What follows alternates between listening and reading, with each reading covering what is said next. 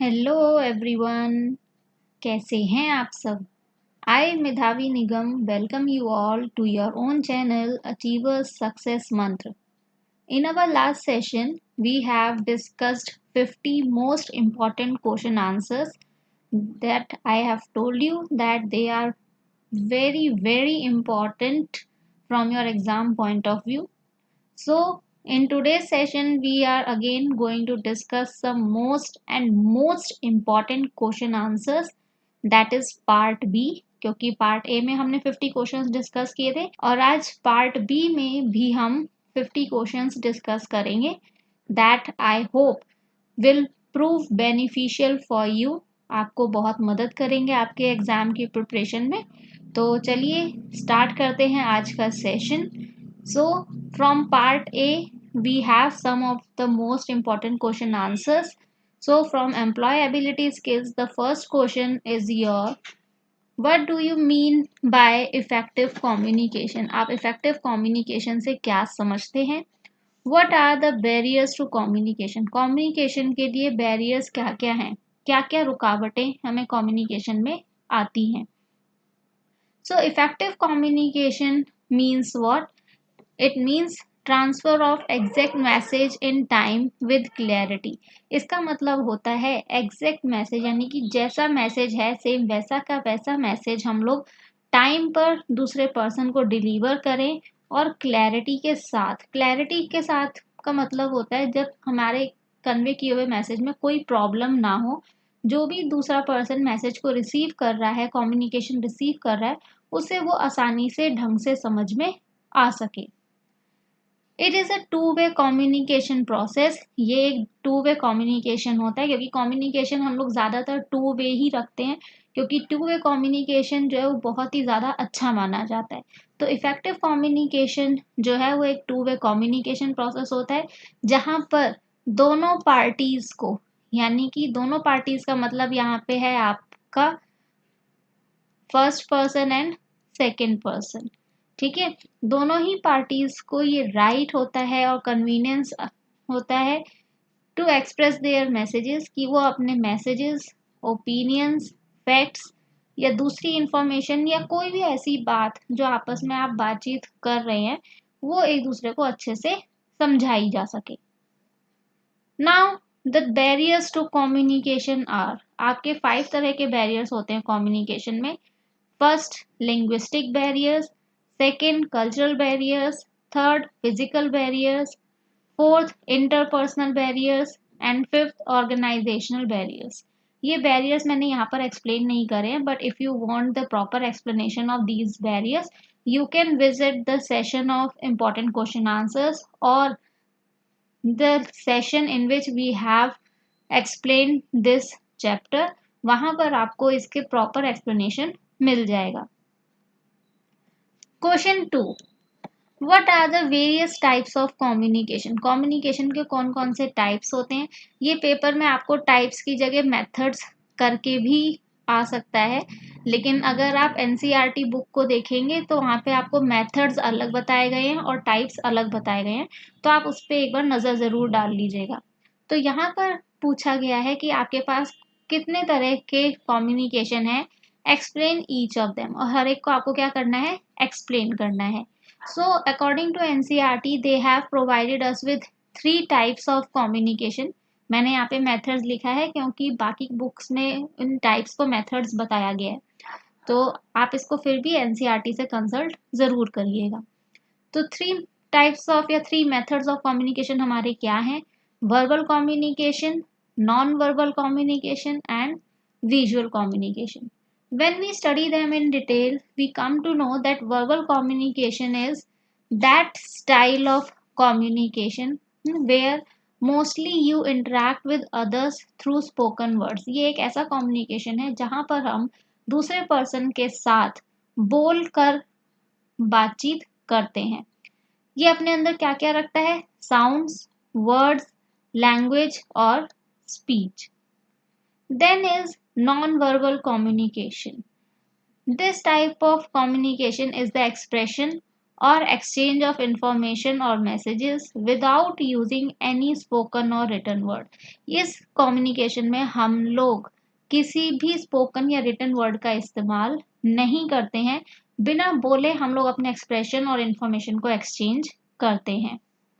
We send signals and messages to others. हम दूसरे person को सिग्नल्स या मैसेजेस भेजते हैं एक्सप्रेशंस के थ्रू, जेस्चर्स के through, postures, touch, space, eye contact और पैरा लैंग्वेज के जरिए।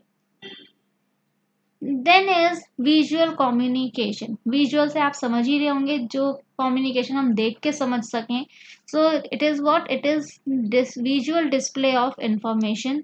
ये एक विजुअल डिस्प्ले होता है इंफॉर्मेशन का, जिसमें कि आपको पिक्चर्स बना दी जाती हैं, इमेजेस बना दी जाती हैं और आप उनके थ्रू समझ पाते हैं कि हाँ, ये जो पोस्टर है ये हमें क्या कन्वे करना चाह रहा है। तो ये जो विजुअल डिस्प्ले ऑफ इंफॉर्मेशन होता है, ये होता है आपका फोटोग्राफी, साइंस, सिंबल्स, डिजाइंस, इन सब के थ्रू। It can also be done through electronic form. ये इलेक्ट्रॉनिक फॉर्म के थ्रू भी किया जा सकता है, such as television, videos etcetera. जो भी आप चीज देख सकते हैं उसके थ्रू आपको विजुअल कम्युनिकेशन होता है। Question 3, what is self awareness? Self awareness क्या होता है? So self awareness is full understanding of self. Self understanding यानी कि अपने आप को अच्छे से समझना। किस वे में? अपनी स्ट्रेंथ्स को पहचानना, अपनी वीकनेसेस को पहचानना, इंटरेस्ट को पहचानना, एबिलिटीज को, एटीट्यूड्स को, बायसेस को, मतलब एक हर एक चीज जो आपके अंदर इंक्लूडेड है उस सब के बारे में आपको बहुत अच्छी नॉलेज होनी चाहिए, with a knowledge of how one can utilise this. और क्या नॉलेज होनी चाहिए आपको इन सब के बारे में? कि आप अपनी इन सारी चीजों को कैसे, कहाँ यूटिलाइज कर सकते हैं। Question 4, what is the difference between कॉपिंग and moving of files and folders? जो हम कहते हैं हमने फाइल और फोल्डर को कॉपी किया, हमने फाइल और फोल्डर को मूव किया, तो इन दोनों के बीच में डिफरेंस क्या है? ये दोनों अलग कैसे हैं एक दूसरे से? सो whenever we are copying a file or folder, जब भी हम एक फाइल या फोल्डर कॉपी करते हैं तो ये टारगेट लोकेशन पे क्या होता है, एक डुप्लीकेट फाइल या फोल्डर के फॉर्म में सेव हो जाता है। यानी कि जो आपका फाइल और फोल्डर, ओरिजिनल फाइल और फोल्डर है, वो तो आपका पर्टिकुलर उसी लोकेशन पे रहता है जहां आपने उसको रखा हुआ है, और वहां से जब आप इसे कॉपी करते हैं और कहीं और पेस्ट कर देते हैं तो हम कहते हैं कि हम उसकी एक डुप्लीकेट कॉपी तैयार कर रहे हैं। एंड व्हेन अ फाइल और फोल्डर इज मूव, लेकिन जब हम एक फाइल और फोल्डर को मूव कर रहे होते हैं तो इसका मतलब होता है कि हम ओरिजिनल लोकेशन से उस फाइल और फोल्डर को हटा के दूसरी टारगेट लोकेशन पर सेव कर रहे हैं। तो जब हम कॉपी की बात करते हैं तो हम यहाँ पर शॉर्टकट की यूज करते हैं Ctrl+C, और जब मूव की बात होती है तो यहाँ पर आपकी शॉर्टकट की यूज होती है Ctrl+X। Question 5, what is a computer virus? एक कंप्यूटर वायरस क्या है? What is it's purpose? इसका पर्पस क्या होता है? सो कंप्यूटर वायरस के बारे में हम जानते हैं कि ये एक मैलिशियस प्रोग्राम है जो कि क्या करता है, अपने आप को सेल्फ रेप्लिकेट करता है by copying itself into another program. दूसरे प्रोग्राम में अपने आप को कॉपी करके ये अपनी सेल्फ रेप्लिकेशन का प्रोसेस करता है। It spreads by itself into other executable code और documents। जो दूसरे executable code और documents होते हैं जिन्हें हमें रन करना होता है, उनमें भी ये अपने आप ही पहुंच जाता है। Now, what is the purpose of a computer virus? एक कंप्यूटर वायरस का पर्पस क्या होता है? इसका पर्पस होता है कि वनरेबल सिस्टम्स को इन्फेक्ट करना, यानी कि ऐसे सिस्टम्स जहाँ पे कि आसानी से पहुंच सकता है, जहाँ पे ये अपनी कॉपीज इजिली क्रिएट करके उस सिस्टम को इन्फेक्ट कर सकता है, यही इसका मेन पर्पस होता है। और दूसरा पर्पस होता है इसका एडमिन के ऊपर अपना कंट्रोल करना और स्टील करना उस यूजर सेंसिटिव डाटा को, कि हमारे जो भी पर्सनल इंफॉर्मेशन है या ऐसी इंपॉर्टेंट इंफॉर्मेशन है जो हम दूसरे के साथ शेयर नहीं करना चाहते, उसको स्टील करना भी वायरस का काम होता है। Question 6, list the problems that are related to sustainable development. अब आपको क्या करनी है, वो प्रॉब्लम्स बतानी है जो कि आपके सस्टेनेबल डेवलपमेंट से जुड़ी हुई हैं। So in our session of this unit we have studied about three major problems जो कि हमारी सस्टेनेबल डेवलपमेंट से जुड़ी हुई है, and those problems are your food, water and fuel. Question 7. What are the main goals of sustainable development? Or you can say, what is the importance of sustainable development? Sustainable development की importance या main goals क्या हैं? So here we have discussed some of your main goals. ठीक है, तो यहाँ पे ये ऑप्शंस आपके गलत हो गए हैं, तो इसको आप नंबरिंग सही कर लीजिए. तो ये हमारे पास 7 थिंग्स हैं. The first is to minimize the depletion of natural resources when creating new developments. जब भी हम कभी न्यू डेवलपमेंट्स करते हैं उस समय नेचुरल रिसोर्सेज को जो नुकसान पहुंचता है या जो उनका इस्तेमाल हो रहा है और उस वजह से वो घट रहे हैं, उस इस्तेमाल को कम करना. Second is to create development that can be maintained and sustained without causing further harm to the environment. ऐसा डेवलपमेंट क्रिएट करना जिसको हम आगे मेंटेन कर सकें, आगे चला सकें बिना अपने एनवायरनमेंट को कोई भी नुकसान पहुंचाए. Third is to provide methods for existing developments के लिए कुछ ऐसे तरीके निकालना so that we can convert them into environment friendly, जिन्हें से कि हम उन्हें environment friendly बना सकें. Fourth is it aims at fulfilling the needs of today. इसका एम होता है कि हमें आज की ज़रूरतें तो पूरी करनी ही है, साथ के साथ हम फ्यूचर जनरेशन की नीड्स को भी पूरा कर सकें. ऐसा ना हो कि आज की जनरेशन को तो हमने दे दिया लेकिन फ्यूचर जनरेशन को कुछ भी देने के लिए हमारे पास है ही नहीं, तो वहाँ हमें कॉम्प्रोमाइज़ ना करना पड़े. Fifth is it is the capability to use the resources judicially and maintain the ecological balance. ये वो कैपेबिलिटी होती है जिसके ज़रिए हम रिसोर्सेज को सही तरीके से इस्तेमाल कर सकें, यानी कि जितना जहाँ पर चाहिए सिर्फ उतना ही इस्तेमाल करें, and we are also able to maintain the ecological balance, और इस तरीके से हम इकोलॉजिकल बैलेंस भी मेंटेन करके रख सकते हैं. Sixth is it Lay's emphasis on environmental protection. इसका ज़्यादातर जोर होता है आपके एनवायरमेंटल को प्रोटेक्ट करके रखने में और एनवायरमेंटल डिग्रेडेशन होने से बचाने में. Last seventh is to stop over exploitation and over use of resources. जो रिसोर्सेज का बहुत ज़्यादा इस्तेमाल हो रहा है, यानी कि हमें ज़रूरत नहीं भी है तो भी हम इस्तेमाल कर रहे हैं, या उन रिसोर्सेज को हम वेस्ट कर रहे हैं, उन सब चीज़ों को होने से रोकना. Then comes your part B. It means your subject skills, यानी कि जो आपके बाकी की जो यूनिट्स हैं पार्ट बी में, उसमें से आपके क्या क्वेश्चंस बनते हैं. Question 8, define the following terms. Here they have given you 7 terms. इन 7 टर्म्स को आपको क्या करना है, डिफाइन करना है. The first one is cookies, then networking, e commerce, trojan, hazards, antivirus and internet security. तो चलिए इन सबको डिस्कस करते हैं. The first one is your cookies. So cookies are what? They are the data that are stored in small text files on your computer. जो आपके computer पे ही small text files की form में सेव हो जाती हैं. We can also say that it is a piece of data which is sent from a website. जो एक ऐसा piece of data होता है जो कि एक वेबसाइट भेजती है और वो लोकली आपके ब्राउजर में जाके स्टोर हो जाता है. Second is networking. नेटवर्किंग हम पढ़ते आ रहे हैं तो ये बहुत ही इजी है. नेटवर्किंग क्या है, एक मेथोडोलॉजी है, या हम कह सकते हैं एक प्रोसेस है जिसके ज़रिए हम एक नेटवर्क स्टैब्लिश करते हैं. ये मैं आपको बार बार कहती आ रही हूँ कि नेटवर्क और नेटवर्किंग दोनों ही अलग हैं, तो इसलिए पेपर में प्लीज़ कंफ्यूज मत होइएगा, बहुत सोच समझ के डेफिनेशन लिखिएगा. Third is e commerce. E commerce is your buying and selling of goods and services. आपकी गुड्स और सर्विसेज को खरीदना और बेचना, या फिर ट्रांसफर करना फंड्स और डाटा को किसके जरिए, over an electronic network, that is your internet. Fourth is Trojan.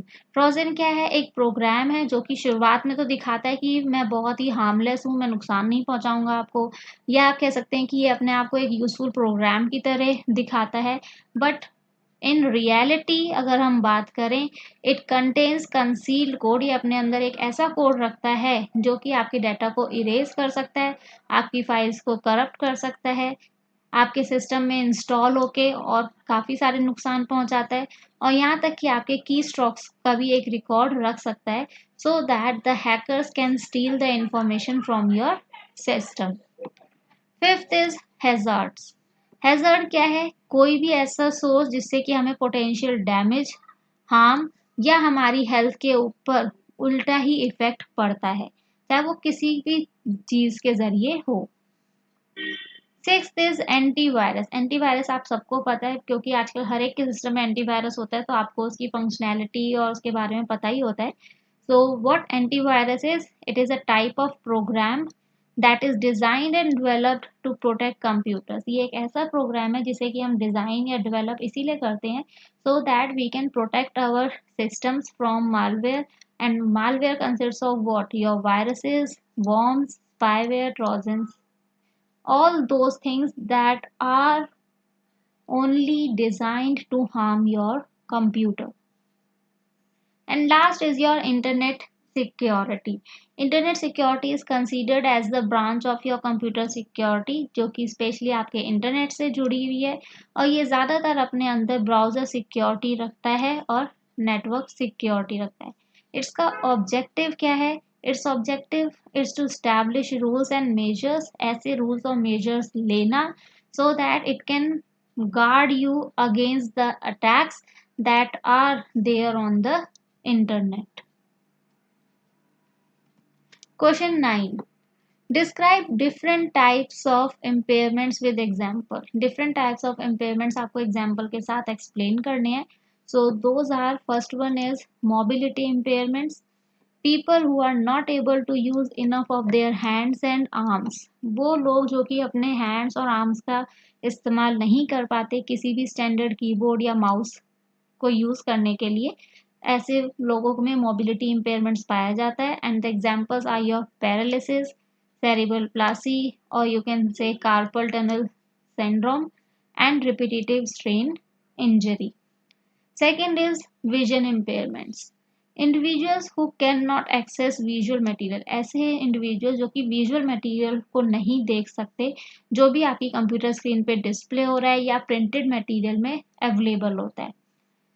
Some people are not able to read the standard size of letters. कई बार क्या होता है, हमारी कंप्यूटर स्क्रीन में जो साइज हमें दिख रहा होता है रिटन टेक्स्ट का, कई लोग उसको भी रीड नहीं कर पाते because they are too small for them. तो ऐसे लोगों में एग्जाम्पल्स आते हैं आपके ब्लाइंडनेस, लो विजन या फिर colour blindness. Third is hearing impairments. वो लोग जिन्हें प्रॉब्लम होती है कोई भी ऑडियो कंटेंट सुनने में, and the example is deafness. Fourth is speech impairments. Means people who suffer from speech impairment, they find it difficult where audio input is required. जो उन्हें बोलने में दिक्कत होती है, उन्हें ये बहुत प्रॉब्लम होती है कि जहाँ पर भी ऑडियो इनपुट चाहिए होता है, यानी कि उन्हें बोल के कुछ देना होता है, तो वहाँ उन्हें प्रॉब्लम होती है। They can use many technological tools, लेकिन फिर भी उनके लिए कुछ ऐसे टेक्नोलॉजिकल टूल्स बनाए गए हैं जिनका वो इस्तेमाल कर सकते हैं, because these tools convert your text to speech. क्योंकि ये टूल्स क्या करते हैं, आपके टेक्स्ट को स्पीच में बदल देते हैं। ठीक है, example your fluency disorder, voice disorder and articulation disorder. And last is your cognitive and learning impairments. Here people who cannot read small text sizes, वो लोग जो कि बहुत छोटा टेक्स्ट नहीं पढ़ सकते, ब्राइट स्क्रीन को फेस नहीं कर सकते, और यहाँ तक कि हैंड राइटिंग भी अच्छे तरीके से नहीं लिख सकते। Example dysgraphia, dyslexia, attention deficient hyperactivity disorder या फिर autism. Question 10, list any 3 payment tools to use in online transaction. ये आप सबको पता है क्योंकि बहुत सारे आजकल लोग यही यूज़ करते हैं, यहाँ तक कि मैं भी मैक्सिमम टाइम यही यूज़ करती हूँ, क्योंकि टाइम नहीं होता किसी के पास मार्केट जाने का और काम करने का। तो मेनली जो हम पेमेंट टूल्स इस्तेमाल करते हैं ऑनलाइन ट्रांजेक्शन्स के लिए, that are your debit card, net banking, credit card and your wallets. Question 11, explain the purpose of online transactions. Online transactions का आपको यहाँ पे यूज बताना है, पर्पस बताना है।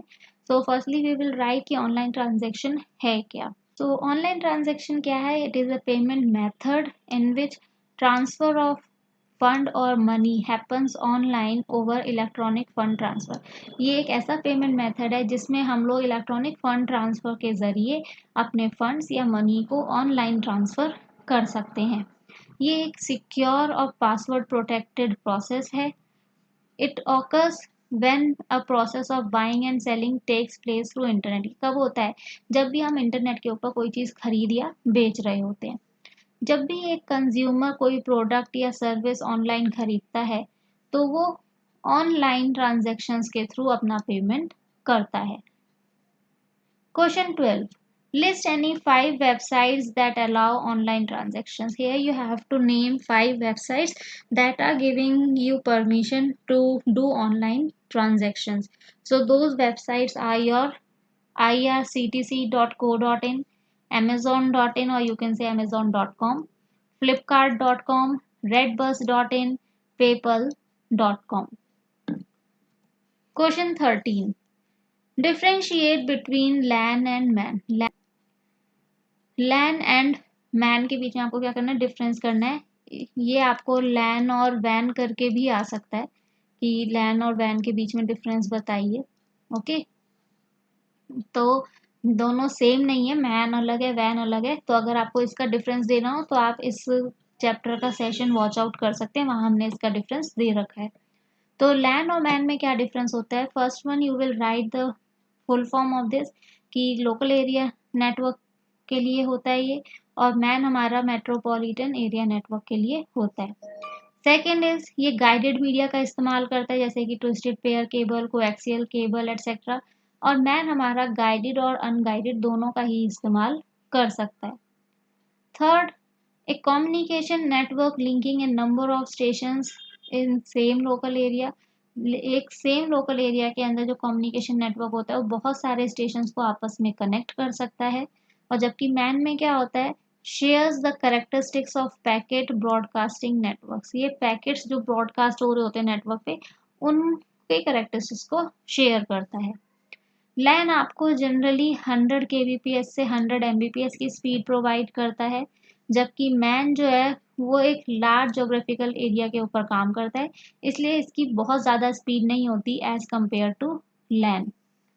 लैन यूजेज इनएक्सपेंसिव इक्विपमेंट, यानी कि इसमें हम जो भी चीज़ें इस्तेमाल कर होते हैं वो सस्ती होती हैं, whereas MAN uses moderately expensive equipment. LAN के कंपैरिजन में यहाँ पे जो इक्विपमेंट्स इस्तेमाल किए जाते हैं वो थोड़े महंगे होते हैं। एरर रेट्स आर लो इन लैन। लैन में जो एरर्स होते हैं वो थोड़े कम होते हैं, जबकि मैन में लैन के कंपैरिजन में एरर रेट्स ज़्यादा होते हैं। Question 14, differentiate between web page and website. So web page is your what? It is a smaller part of any website. किसी भी वेबसाइट का एक छोटा सा हिस्सा जिसमें कंटेंट होता है और दूसरे वेब पेजेस के लिंक होते हैं। जबकि वेबसाइट क्या है? एक ऐसा प्लेटफॉर्म है that contains various web pages address to certain URLs. ऐसे वेब पेजेस वो अपने अंदर रखता है जिसमें हर एक वेब पेज का अपना एक यूआरएल होता है। Second, it usually includes the extension in its URL. इसमें ज़्यादातर जो एक्सटेंशन आप देखेंगे वो उसके यूआरएल में आपको मिलेगी, जैसे .html, .php, .aspx, .htm, इस तरीके से। जबकि वेबसाइट का जो एड्रेस होता है वो एक्सटेंशन फ्री होता है, यानी कि उसमें आपको कोई भी एक्सटेंशन देखने को नहीं मिलती। Third, it is a content और ए डॉक्यूमेंट इटसेल्फ। ये अपने आप में ही एक कंटेंट या डॉक्यूमेंट होता है जिसे कि हम वेबसाइट के ऊपर डिस्प्ले करवाते हैं। Whereas website is simply a place, ये वो जगह है जो कि डेवलपर्स को अलाउ करती है कि वो अपने कंटेंट्स को या फिर हाइपर लिंक्स को अटैच कर सकते हैं यहाँ पे। Fourth, web pages are easy to develop. Web pages को डेवलप करना बहुत ईजी होता है एक बार अगर आपकी वेबसाइट स्ट्रक्चर्ड हो जाती है। जबकि वेबसाइट का जो ओवरऑल स्ट्रक्चर होता है और उसमें जो प्रोग्रामिंग हमें करनी होती है वो कॉम्प्लेक्स हो जाती है वेब पेज के कंपैरिजन में। Question 15, what do you mean by instant messaging? Instant messaging से आप क्या समझते हैं? In short it is known as IM। Give any 3 key features of instant messaging. Instant messaging के कोई की फीचर्स आपको बताने हैं। सो इंस्टेंट मैसेजिंग क्या है? एक फॉर्म ऑफ कम्युनिकेशन है जो कि इंटरनेट के ऊपर की जाती है। It offers an instantaneous transmission of text based messages from sender to receiver. Instantaneous का मतलब होता है उसी समय आपने कोई चीज़ भेजी और रिसीवर ने उसी समय उसको रिसीव कर लिया। सो इंस्टेंट मैसेजिंग क्या है? वाइडली यूज की जाती है पर्सनल और कमर्शियल यूज के लिए। So key features of your IMR, text messages can be send to one or more person. Text messages आप एक या एक से ज़्यादा लोगों को भेज सकते हैं। ऑडियो कॉलिंग और वीडियो कॉलिंग एंड कॉन्फ्रेंसिंग हो सकती है इसमें। फाइल ट्रांसफर्स आप कर सकते हैं और कोई लिमिटेशन नहीं है इसमें, आप किसी भी तरह की फाइल इस पे ट्रांसफर कर सकते हैं, चाहे वो डॉक्यूमेंट्स हों, स्प्रेडशीट्स हों, ऑडियो फाइल्स हों, वीडियो फाइल्स हों, anything. And last is your message history. आप जो भी मैसेज टाइप करते हैं वो आपकी मैसेज हिस्ट्री में जाके सेव हो जाता है। Why? So that you can refer to them in the future. Question 16, what is a blog? एक ब्लॉग क्या है? एक्सप्लेन इट्स यूज, उसका यूज एक्सप्लेन करिए। सो ब्लॉग हमें पता है कि एक डिस्कशन वेबसाइट होती है जो कि नॉन टेक्निकल और टेक्निकल पर्संस दोनों के ही द्वारा इस्तेमाल की जाती है so that they can create their own personal web pages. And the uses of a blog are, they are use to post or share views. ये इसलिए इस्तेमाल किए जा सकते हैं जिससे कि आप किसी पर्टिकुलर सब्जेक्ट के ऊपर, पॉलिटिक्स, स्पोर्ट्स, सिनेमा, अपने व्यूज पोस्ट कर सकें और दूसरों के साथ बांट सकें। They can be use as a personal diary, उन्हें एक पर्सनल डायरी के तौर पे इस्तेमाल किया जा सकता है। Third, they are use as a formal channel of communication, companies के द्वारा ये एक फॉर्मल चैनल ऑफ कम्युनिकेशन की तरह ट्रीट किया जाता है जहां पर कि उनके कस्टमर्स भी आके उनके प्रोडक्ट्स के बारे में नॉलेज ले सकते हैं। And then is people can share their views about a topic with others, दूसरे लोग भी अपने व्यूज आपके साथ शेयर कर सकते हैं। Question 17, what do you mean bye publishing a post? Publishing a post से हम क्या समझते हैं? So the process by which content is displayed on a blog for others, एक ऐसा प्रोसेस जिसमें कि हम लोग कंटेंट को ब्लॉग पर डिस्प्ले कराते हैं so that the other person are able to read it, is known as publishing a post. यहाँ तक कि फेसबुक पे भी अगर आप कुछ डाल रहे हैं तो वो भी पब्लिशिंग अ पोस्ट ही होता है। Question 18, explain the purpose of an offline blog editor. Offline blog editor का यूज आपको बताना है। सो ऑफलाइन ब्लॉग एडिटर क्या है? एक एडिटर है या एक टूल है जो कि ब्लॉगर्स को मदद करता है कि वो अपने ब्लॉग पोस्ट को बिना इंटरनेट कनेक्शन के क्रिएट कर सकते हैं। तो अगर आपके पास एक्टिव इंटरनेट कनेक्शन नहीं है तो भी आप एक ब्लॉग एप्लीकेशन का इस्तेमाल करके अपने ब्लॉग्स बना सकते हैं। And whenever internet is available to you, you can publish them online.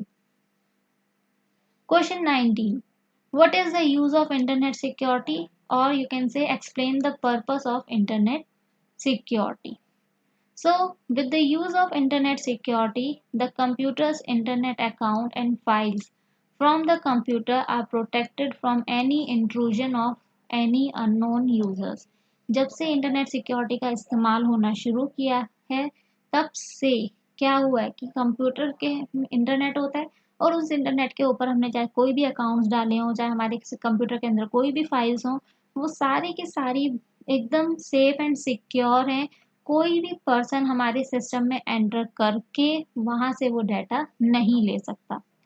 जब हम बात करते हैं यूज ऑफ आईटी सिस्टम्स की तो इंटरनेट सिक्योरिटी जो है वो बहुत ही ज़्यादा इम्पोर्टेंट हो जाती है बिजनेस यूजर्स के लिए। क्यों? क्योंकि जब से बिजनेस पर्सन्स ने इसका इस्तेमाल करना शुरू किया है, it is making them feel secured and confident. वो अपने आप को सिक्योर और कॉन्फिडेंट समझने लगे हैं from any cyber criminal attack. वो इस चीज़ के बारे में बहुत कॉन्फिडेंट है कि हाँ, अब हमारे ऊपर कोई भी साइबर क्रिमिनल अटैक नहीं हो सकता, क्योंकि वो ये जानते हैं कि आईटी सिस्टम्स जो हैं वो उन्हें प्रोटेक्ट कर रहे हैं किसी भी तरह के अटैक से। And thus it is making their business profitable, और इस वजह से उनका बिजनेस फायदे में जा रहा है। Question 20, mention any 5 tips to manage strong password. Strong passwords manage करने के लिए कोई भी आपको 5 टिप्स देनी है।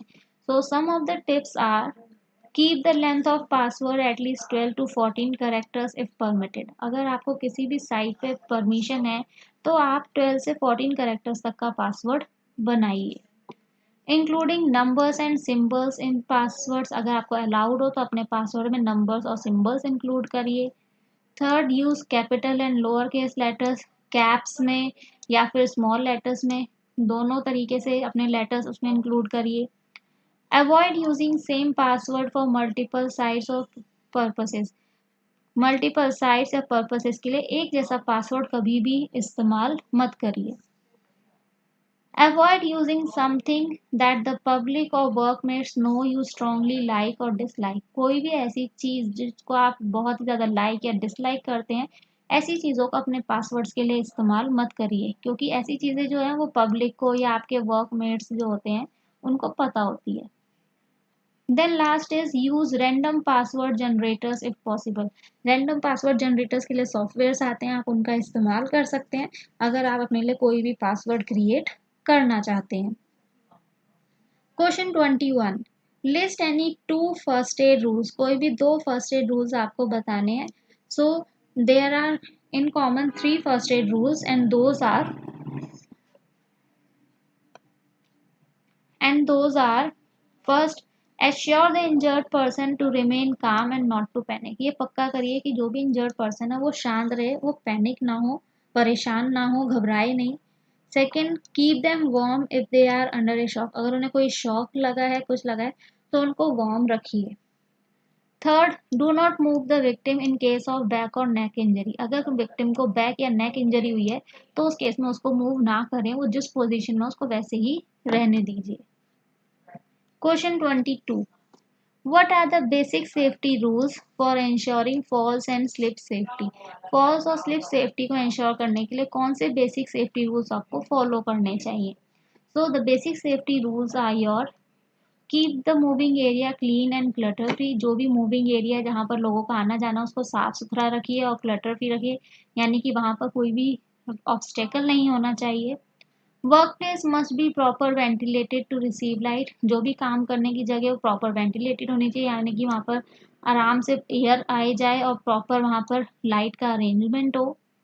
Wear non slippery footwear. हमेशा ऐसे फुटवियर्स पहनिए जो स्लिप ना करते हों। Floors must be clean and dry. Floors हमेशा साफ सुथरे और सूखे हुए होने चाहिए। Oil spills dust must be immediately clean. अगर कहीं पे भी ऑयल स्पिल हो गया या वाटर स्पिल हो गया है या कहीं पे भी बहुत ज़्यादा डस्ट है तो बहुत जल्दी उसको उसी समय वहाँ पे क्लीनिंग करवाइए। Question 23, what does DBMS and RDBMS stand for? Here you have to write the full form of both.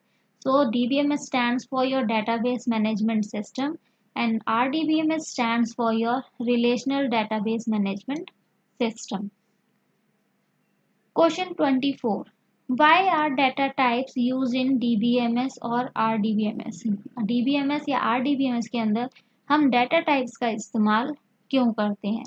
So we can say that data types are used to identify which type of data we are going to store in the database. database हमारी मदद करते हैं या हम इसलिए इस्तेमाल करते हैं क्योंकि इनसे हमें पता लगता है कि हम किस तरह का डाटा अपने डेटाबेस में स्टोर करने जा रहे हैं। Question 25, differentiate between tuples and attributes of a table. Table के टपल्स और एट्रीब्यूट्स की आपको डिफरेंस बताना है। सो जब भी हम एट्रीब्यूट की बात करते हैं तो एट्रीब्यूट वैल्यू क्या है? एक एट्रीब्यूट नेम है जो कि एक एट्रीब्यूट के डोमेन के एलिमेंट के साथ पेयर किया जाता है। और टपल क्या है? सेट ऑफ एट्रीब्यूट वैल्यूज है जिसमें कि no two distinct elements have the same name, जिसमें कि दो अलग अलग डिस्टिंक्ट एलिमेंट्स का एक नेम नहीं हो सकता। Question 26, name DML commands. कुछ DML कमांड्स बताइए। So your DML commands are select, insert, update and delete. इन सब का यूज भी आपको पता होना चाहिए that why they are used. Question 27, name DDL commands. So your DDL commands are create, alter, truncate, drop and rename. Question 28. In how many ways forms can be created in a database? एक database के अंदर हम कितने तरीके से forms बना सकते हैं? So in your syllabus we have been mentioned two ways. So the two ways to create a form are, first is creating form in design view and second is use wizard to create form. Question 29. Explain referential integrity with the help of an example. या आपको paper में आ सकता है what is referential integrity, उसमें example ना पूछा जाए, but still I have given you an example over here. So referential integrity is what, a system of rules that a DBMS uses. एक ऐसा सिस्टम ऑफ रूल्स जो कि DBMS इस्तेमाल करता है to ensure that relationships between records in related tables are valid. जो tables आपस में जुड़ी हुई हैं तो उनमें जो भी रिकॉर्ड्स हैं उनके बीच की जो रिलेशनशिप्स हैं वो बिल्कुल वैलिड हों, वो गलत तरीके से मैच ना हुए हों. And that users do not accidentally delete और चेंज रिलेटेड डाटा. और ये इसलिए भी होता है जिससे कि यूज़र गलती से भी ऐसे किसी डाटा को डिलीट ना कर दे या बदल ना दे जो आपस में जुड़े हुए हैं. Example, employee and department relationship. If we have department ID as foreign key, ठीक है, अगर एम्प्लॉय टेबल में हमारे पास डिपार्टमेंट आईडी एक फॉरेन की तरह है तो हम रेफरेंशियल इंटीग्रिटी कॉन्स्ट्रेंट्स का इस्तेमाल करके we can avoid creating employ without department और नॉन एग्जिस्टिंग डिपार्टमेंट. तो हम ये चीज़ अवॉइड कर सकते हैं कि कोई भी डिपार्टमेंट अगर एग्जिस्ट नहीं करता, ठीक है, तो उसके बारे में कोई भी एम्प्लॉय की डिटेल ना डाली जाए. या हम ये भी कह सकते हैं कि रेफरेंशियल इंटीग्रिटी जो होती है मेक्स प्राइमरी की फॉरेन की रिलेशनशिप वायबल, कि प्राइमरी की और फॉरेन की के बीच में जो रिलेशनशिप होता है उसको वैलिड बनाती है. Question 30. What is meant by sorting? आप सॉर्टिंग से क्या समझ सकते हैं? तो sorting means arranging your data in either ascending order और डिसेंडिंग ऑर्डर. यानी कि या तो आप ए टू जेड अरेंज करिए या जेड टू ए करिए. ठीक है, असेंडिंग और डिसेंडिंग क्या होता है? छोटे से बड़ा और बड़े से छोटा. Question 31. State the relationship and difference between a primary key and a foreign key. Here you have to tell the relationship as well as the difference between the primary and foreign key. So when we talk about the relationship, in relation we can say that a table can have only one primary key. केवल एक primary key होगी table में, जबकि foreign keys जो है वो काफ़ी सारी हो सकती हैं. The difference between them is, a primary key क्या है? एक group of attributes है which distinctly determine the records in a relation, जो कि रिलेशन में अलग तरीके से रिकॉर्ड्स को पहचानती है.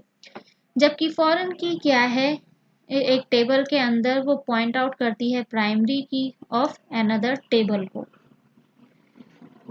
प्राइमरी की जो है एक यूनिक आइडेंटिफायर की तरह काम करती है हर एक रिकॉर्ड के लिए. इसका मतलब कि कोई भी रो या रिकॉर्ड जो टेबल के अंदर है उसको वो यूनिकली आइडेंटिफाई करेगी. फॉरेन की क्या है? एक फील्ड है टेबल के अंदर जो कि दूसरी टेबल्स के साथ रिलेशन स्टैब्लिश करती है. Primary key can not have null values. Primary key के अंदर नल वैल्यूज नहीं हो सकती. यहाँ पे आपको कोई ना कोई वैल्यू देना ज़रूरी है, जबकि फॉरेन की अपने अंदर नल वैल्यूज रख सकती है. Question 32. Explain any 3 types of impairments that impact computer usage. आपको कोई भी ऐसे 3 इम्पेयरमेंट्स बताने हैं जो कि कंप्यूटर यूसेज के ऊपर असर डालती हैं. So the 3 types of impairments that are impacting the usage of computer. First one is your vision. So people जो कि ब्लाइंड हैं, जिनके पास लो विजन है या कलर ब्लाइंडनेस है, वो पूरे तरीके से विजुअल मटेरियल को एक्सेस नहीं कर सकते जो भी आपकी कंप्यूटर स्क्रीन पर डिस्प्ले हो रहा है. Second is hearing.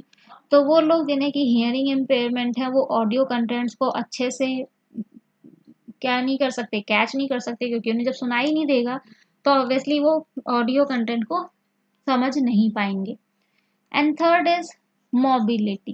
So people जिन्हें की मोबिलिटी इम्पेयरमेंट है उन्हें बहुत डिफ़िकल्ट होता है कि वो कीबोर्ड और माउस जैसे डिवाइसेस को इस्तेमाल नहीं कर पाते। Question 33, What all accessibility options are available on Windows operating system? Windows operating system में आपके पास कौन कौन से accessibility options available होते हैं? How they can be set? उन्हें कैसे set किया जा सकता है? So the various accessibility options that are available to you on Windows operating system are your narrator, audio description, magnifier, speech recognition, sticky keys, toggle keys, filter keys. तो इनमें से ये जो स्टिकी कीज, टॉगल कीज और filter keys हैं बहुत ही important हैं, तो इनको आप अच्छे से पढ़ लीजिएगा। And these options can be set via your ease of access center. आप कंट्रोल पैनल में अगर जाएंगे तो आपके पास ये ईज ऑफ एक्सेस सेंटर का ऑप्शन होता है, वहाँ से आप इन सारे ऑप्शंस को सेट कर सकते हैं अपने विंडोज़ में। Question 34, what are the advantages of online shopping? Online shopping के एडवांटेजेस क्या होते हैं? तो ऑनलाइन शॉपिंग के एडवांटेजेस आपको खुद भी पता ही होंगे, आप लिख सकते हैं, बट लेट्स डिस्कस देम। लेकिन फिर भी हम चलिए उनको डिस्कस कर लेते हैं कि एडवांटेजेस क्या है। Reduces time and money spend. आपके जो टाइम लगता है बाहर मार्केट में जाके परचेज करने में, या जो मनी लगता है, दोनों को ही कम करता है, ये घटाता है, सेव करता है। Then it is available round the clock. हर समय आपको ये अवेलेबल है, 24/7 आवर्स आपके लिए अवेलेबल है, यानी कि आप कोई भी चीज़ कभी भी खरीद सकते हैं। बहुत अच्छी कस्टमर सर्विस अवेलेबल है। वर्ल्ड वाइड प्रेजेंस, आप दुनिया के किसी भी कोने में चले जाइए आपको हर जगह ये मिलेगा। Removes location and availability restrictions. आपकी लोकेशन या अवेलेबिलिटी के ऊपर जो रिस्ट्रिक्शंस होती हैं उनको हटाता है। And provide you with a large variety of products to choose from. और बहुत सारे प्रोडक्ट्स होते हैं इनके पास जिसमें कि आप एक प्रोडक्ट अपने लिए चूज कर सकते हैं। Question 35, what is the utility of queries in a database? Utility का मतलब होता है यूज। डेटाबेस के अंदर क्वेरीज का क्या यूज है? सो क्वेरी हम कह सकते हैं कि एक बहुत ही अच्छा तरीका है किसी भी रिक्वायर्ड इंफॉर्मेशन को एक्सट्रैक्ट करने के लिए, यानी कि डेटाबेस से अगर हमें कुछ भी चाहिए तो हम क्वेरी के थ्रू वो डेटाबेस में से निकाल सकते हैं। And some of the advantages that it offers you is it show only the required data. जो डाटा आपको चाहिए केवल वही डाटा आपको दिखाएगा। Represent required data in presentable way. एक अच्छे प्रेजेंटेबल वे में आपके सामने आपके डाटा को शो करता है, यानी कि टेबल फॉर्मेट में। They can be save for later use only. और बाद में भी अगर आपको उसका इस्तेमाल करना है तो भी आप उसे सेव करके रख सकते हैं। Question 36, what is DBMS? DBMS क्या है? Explain any two advantages of DBMS. DBMS के कोई दो एडवांटेजेस आपको बताने हैं। तो यहाँ पे इन्होंने डीबीएमएस पूछा है, आपको इसके ऊपर क्वेश्चन आ सकता है व्हाट इज आरडीबीएमएस? आरडीबीएमएस भी आपसे पूछा जा सकता है। So when we talk about DBMS, we say that a software that is used to manage database with utmost efficiency। एक ऐसा सॉफ्टवेयर जिसे कि हम लोग डेटाबेस को बहुत अच्छी एफिशिएंसी के साथ मैनेज करने के लिए इस्तेमाल करते हैं, और जिसमें हमें अप्रोप्रिएट सिक्योरिटी मेजर्स भी मिले, यानी कि हमारा डाटा सेफ एंड सिक्योर रहे। ऐसे सॉफ्टवेयर को हम डेटाबेस मैनेजमेंट सिस्टम कहते हैं। DBMS allows users to perform the following tasks, and they are data definition, data updation, data retrieval, and last is user administration. The advantages that are being provided to us by DBMS are it reduce your data redundancy। आपकी data redundancy को घटाता है, यानी कि duplicacy remove होती है आपकी। Reduced updating errors and increase consistency. आपके अपडेटिंग एरर्स जो होते हैं या कंसिस्टेंसी जो बनाए रखनी होती है, इन दोनों को ही ये वो क्या करता है, कम करता है, यानी कि एरर्स आपके कम होंगे और आपकी कंसिस्टेंसी बढ़ती रहेगी। Then is it reduces development time. आपका जो डेवलपमेंट टाइम होता है या मेंटेनेंस नीड जो होती है उनको भी घटाता है। Improve data access to users through use of host and query languages। Host और क्वेरी लैंग्वेज के जरिए जो यूजर्स हैं वो अच्छे से डाटा को एक्सेस कर सकते हैं।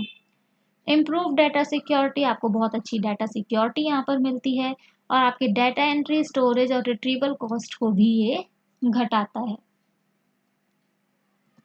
Question 37, what is DDL and DML. DDL और डीएमएल क्या है? गिव एग्जांपल्स आप।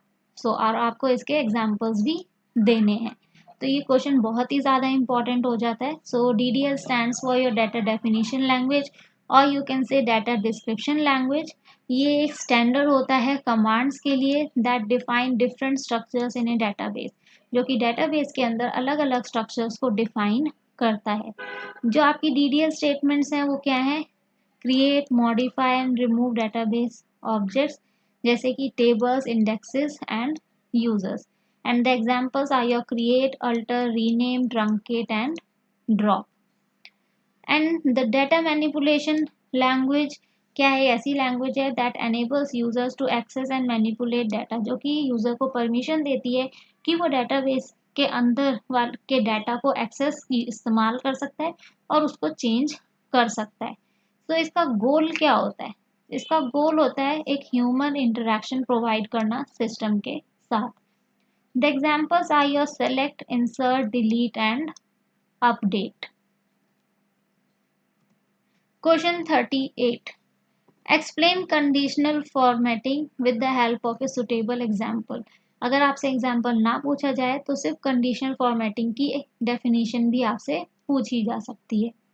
सो conditional formatting is allowing you to change the formatting of cells based on the values in it। Conditional formatting आपको permission देती है कि आप सेल्स को फॉर्मेट कर सकते हैं डिपेंडिंग ऑन कि किस तरह की वैल्यू उसमें दे रखी है। फॉर्मेटिंग में आपका फॉन्ट, कलर, बॉर्डर, शेडिंग ये सब आ जाता है। इसमें आप एक या एक से ज़्यादा सेल्स को सेलेक्ट कर सकते हैं एंड क्रिएट रूल्स, यानी कि कंडीशंस लगा सकते हैं फॉर व्हेन एंड हाउ दो सेल्स आर फॉर्मेटेड, कि कब और कैसे उन सेल्स को आपको फॉर्मेट करना है। और जो भी कंडीशंस आप उसमें लगाते हैं वो किस पर बेस होनी चाहिए? सेलेक्टेड सेल कंटेंट्स पे, कि वो आपने कौन से कंटेंट्स को सेलेक्ट किया है या फिर दूसरे सेल्स में किस तरह का कंटेंट है, इस पे डिपेंड होके। फॉर एग्जाम्पल, अगर हमें आता है highlight the marks of students who got marks greater than 80, कि ऐसे स्टूडेंट्स को आपको हाईलाइट करना है जिन्हें 80 से ज़्यादा मार्क्स मिले हैं, तो आप उसे कलर प्रोवाइड कर सकते हो कि वो ग्रीन कलर के दिखने चाहिए। Question 39, what is the significance of a foreign की? फॉरेन की सिग्निफिकेंस यानी कि इम्पोर्टेंस क्या है? अगर इम्पोर्टेंस ना आए तो पेपर में आपसे उसका यूज़ पूछा जा सकता है, तो आप इसको यूज़ भी कंसीडर कर सकते हैं कि हाँ, इम्पोर्टेंस की जगह हमसे यूज़ पूछा गया है। So the answer that you will write is कि फॉरेन की का इस्तेमाल हम करते हैं to establish relationship between any two tables of RDBMS, की RDBMS के अंदर किन्हीं भी दो टेबल्स के बीच में रिलेशन स्टैब्लिश करने के लिए, उनको आपस में इंटरलिंक करने के लिए हम लोग फॉरेन की का इस्तेमाल करते हैं। Question 40, differentiate between char and varchar data types। This is also again a very important question। तो char और varchar data types के बीच में हमें जो डिफरेंस है वो क्या है? char जो है वो एक फिक्स्ड लेंथ करेक्टर स्ट्रिंग है, यानी कि जितनी आपने लेंथ स्पेसिफाई कर दी केवल उतनी ही रहेगी। जबकि varchar क्या होता है? वेरिएबल लेंथ स्ट्रिंग होती है, यानी कि आपकी जो लेंथ है वो जो भी डाटा आप दे रहे हैं उसके अकॉर्डिंग घटती बढ़ती रहेगी। जो स्टोरेज साइज होता है कैर डाटा टाइप का वो n बाइट्स में होता है, जबकि स्टोरेज साइज जो होता है varchar डाटा टाइप का वो किसके बराबर होता है? Actual length of the enter string, यानी कि अगर हमने 3 स्ट्रिंग्स डाली तो उतनी ही लेंथ उसकी काउंट होएगी। Third, if the length of string is less than set of fixed length, अगर आपकी स्ट्रिंग की लेंथ कम हो जाती है उस लेंथ से जो कि आपने सेट ऑफ फिक्स करी थी, तो उसमें क्या होता है? आपका padded with extra memory space, तो उसके साथ एक्स्ट्रा मेमोरी स्पेस जुड़ जाता है। जबकि इसमें क्या होता है? अगर लेंथ की जो होती है स्ट्रिंग की वो कम हो जाती है आपकी डिफाइन की हुई फिक्स्ड लेंथ से, तो बिना किसी एक्स्ट्रा स्पेस के वो डाटा एज इट इज उसमें स्टोर हो जाता है। कैर आपका करेक्टर के लिए होता है, जबकि वैर कैर आपका वेरिएबल करेक्टर के लिए इस्तेमाल किया जाता है। Question 41, what is the use of update statement in SQL? SQL के अंदर अपडेट स्टेटमेंट का क्या यूज है और ये किस तरीके से अल्टर स्टेटमेंट से अलग है। तो इस तरह से भी अगर आपको क्वेश्चन आता है तो आप समझ लीजिएगा कि आपसे डिफरेंस पूछा गया है। So the difference that you will write is कि अपडेट स्टेटमेंट जो है वो क्या है, एक डीएमएल स्टेटमेंट या कमांड है, जबकि अल्टर हमारी डीडीएल स्टेटमेंट और कमांड कहलाती है। Update statement we use to update our data, अपने डाटा को अपडेट करने के लिए इस्तेमाल करते हैं, जबकि अल्टर का क्या होता है, we use it to update the structure of a table, यानी कि टेबल में अगर हमें कोई भी चीज़ ऐड करनी है या रिमूव करनी है कोई भी फील्ड, तो उसके लिए हम लोग अल्टर स्टेटमेंट का इस्तेमाल करते हैं। ये ध्यान रखिएगा कि ये डाटा के लिए होता है और ये टेबल के स्ट्रक्चर के लिए होता है। The syntax of your update statement is update, फिर आपको लिखना होता है टेबल का नेम, देन सेट, और फिर सेट करके आपको कॉलम नेम डालना होता है और फिर उसकी वैल्यू, कॉलम 2 फिर उसकी वैल्यू, यानी कि अगर आपको एक में चेंज करना है तो एक में करिए, अगर ज़्यादा में करने हैं तो ज़्यादा में करिए, ठीक है। And it ends with a semi colon. And when we talk about the syntax of alter statement, it is alter table and then write the name of the table, then write add, अगर आपको add करना है, remove करना है तो आप remove लिख सकते हैं, ठीक है। and then write the name of the column along with the data type. Question 42. What is the relationship between a database and a table? Database और table के बीच में क्या relationship है? So here you have to write the definition of both. So table is known as a collection of records. एक records का collection होता है जहाँ पे कि हम data को fields में divide कर देते हैं.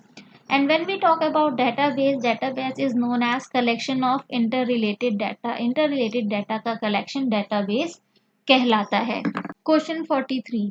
Mention any two advantages of using a database. जब आप डेटाबेस इस्तेमाल करते हैं तो उसके बहुत सारे एडवांटेजेस होते हैं, तो दो एडवांटेजेस इन्होंने यहाँ पे आपसे पूछे हैं। The first one is it can ensure data security. ये डाटा सिक्योरिटी को एंश्योर करता है कि आपका डाटा जो है वो सेफ एंड सिक्योर है। इट रिड्यूसेस डाटा रिडंडेंसी, यहाँ तक कि आपकी डाटा की डुप्लीकेसी को भी घटाता है। Question 44. Describe mail merge. Mail merge को डिस्क्राइब करिए, और the question can come as explain mail merge, explain करिए मेल मर्ज को, और they can also ask you as write a short note on mail merge. So mail merge is what, it is a way to take a letter you have written. एक तरीका होता है कि जो भी letter आपने लिखा है वो लेटर वो लेगा, and it will send that letter to a whole bunch of people, और बहुत सारे मल्टीपल पर्सन्स को एक ही टाइम पे भेज देगा।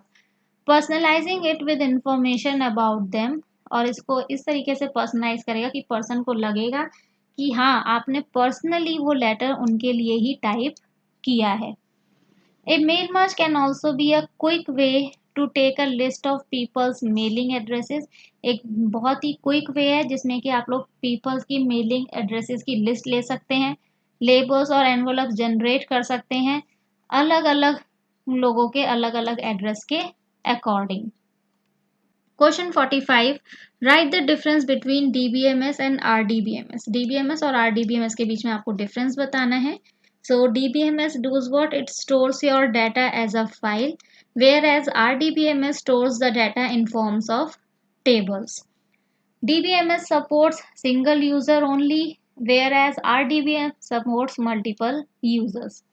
DBMS जो है वो क्लाइंट सर्वर आर्किटेक्चर को सपोर्ट नहीं करता, जबकि RDBMS क्लाइंट सर्वर आर्किटेक्चर का इस्तेमाल करता है।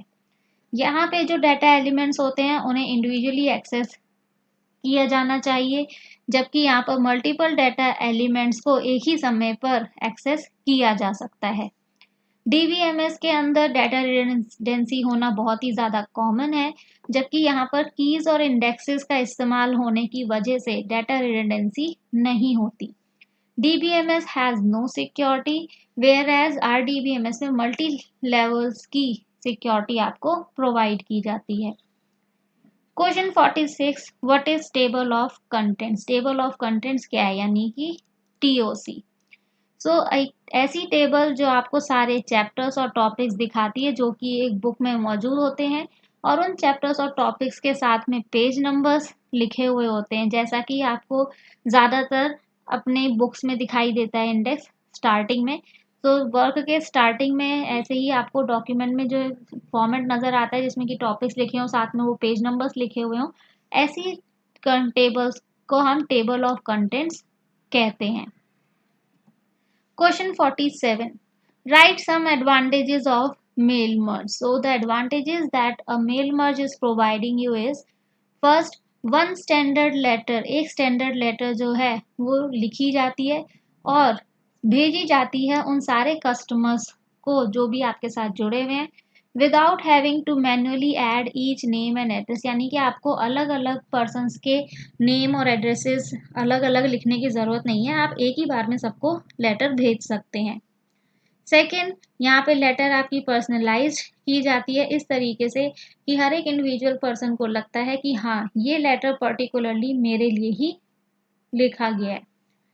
थर्ड, ये बहुत ही फास्टेस्ट वे है to produce hundreds of personalize letters. अगर आपको हंड्रेड्स ऑफ पर्सनलाइज लेटर्स बनाने हैं तो मेल मर्ज आपका बहुत अच्छा जरिया है। And last is, it saves our time and efforts, हमारे टाइम और हमारे हार्ड वर्क को भी ये बचाता है। Question 48. What are the two ways of referring cells in other worksheets? दूसरे सेल्स में अगर हमें रेफरेंस देना हो सेल का, ठीक है, तो वो हम कैसे करते हैं? So the first one is your bye entering the formula directly using the keyboard. या तो आप फॉर्मूला लिख दीजिए डायरेक्ट कीबोर्ड का इस्तेमाल करके, या फिर माउस का इस्तेमाल करके भी आप डायरेक्टली अपना फॉर्मूला इंसर्ट कर सकते हैं। Question 49. How is data organized in RDBMS? RDBMS के अंदर डाटा कैसे ऑर्गेनाइज किया जाता है? तो हमें पता है RDBMS के अंदर इंटर लिंक रिलेटेड डाटा होता है। So the data is organized in the form of interlinked tables in your RDBMS। Question 50. बेटा ये मैंने क्वेश्चन आपको इंपॉर्टेंट क्वेश्चंस में डाला है, लेकिन ज़रूरी नहीं कि सेम एग्जैक्ट यही क्वेश्चन आएगा। ऐसे क्वेश्चंस आपको पेपर में आते हैं, इसीलिए मैंने ये क्वेश्चन यहाँ पर आपको इंपॉर्टेंट क्वेश्चंस में लिया है, तो इसको समझ लीजिए। The question is, write SQL commands to answer the queries based on fabric table. नीचे ये आपको क्वेरीज दे रखी हैं, ठीक है, इस क्वेरीज के आपको आंसर लिखने हैं, SQL कमांड्स लिखनी है depending on the table that is given to you over here. तो यहाँ पे हमें फैब्रिक ID, फैब्रिक का नेम, टाइप और डिस्काउंट दे रखा है, और नीचे हमें ये क्वेरीज दे रखी हैं। सो क्वेरीज का आंसर देने से पहले आपको ये टेबल अच्छे से स्टडी करनी है कि इसके अंदर आपको क्या क्या दे रखा है, and then you come to the queries. Okay, the first query that is being given to us is to insert the following record. तो यहाँ पे इन्होंने पहले ही दे दिया insert करना है, तो ऑब्वियसली यहाँ पे आपकी कमांड भी insert ही यूज होएगी। तो रिकॉर्ड हमें ये वाला इंसर्ट करना है जो इन्होंने ये दिया है, ठीक है। तो उसमें हम लोगों को क्या करना है, insert into, then the name of the table आप लिखेंगे जो कि फैब्रिक है, एंड देन राइट वैल्यूज, और फिर इन्वर्टेड कॉमर्स में ये सारी वैल्यूज आप ब्रैकेट के अंदर मेंशन करेंगे and end it with a semicolon. Second is to display only those fabric whose discount is more than 10। आपको केवल वो फैब्रिक यहाँ पर डिस्प्ले करवाने हैं जिनका डिस्काउंट 10 से ज़्यादा है। सो डिस्प्ले कराने हैं तो डिस्प्ले में हम लोग यूज़ करते हैं सेलेक्ट स्टेटमेंट का। सो यहाँ पे इन्होंने पूछा है ओनली दोज फैब्रिक, तो हम लोग पहले तो स्टार करेंगे कि सारा डाटा सिलेक्ट करना है, फ्रॉम, फिर टेबल नेम लिखेंगे, फिर कंडीशन देंगे where discount is greater than 10, क्योंकि यहाँ पे हमसे कहा है मोर देन 10, तो इसलिए हमने ग्रेटर देन का साइन यूज किया है कि जिस भी फैब्रिक का डिस्काउंट ग्रेटर देन 10 है केवल वही डाटा आप हमारे पास डिस्प्ले करिए। So you will and it with a semi colon. Semi colon जरूर लगाना है क्योंकि बिना सेमी कॉलन के आपके पास एरर आ जाता है, आपकी कमांड रन नहीं करती है। थर्ड, टू डिस्प्ले, अगेन इन्होंने डिस्प्ले कहा तो सेलेक्ट स्टेटमेंट आएगी। Those record whose type is woollen, वो रिकॉर्ड जिनका टाइप वूलन है, तो again you will use star, then from table name fabric, where condition देंगे type equals to woollen, end it with a semicolon. Fourth, to modify the fabric shirt by increasing discount by 10।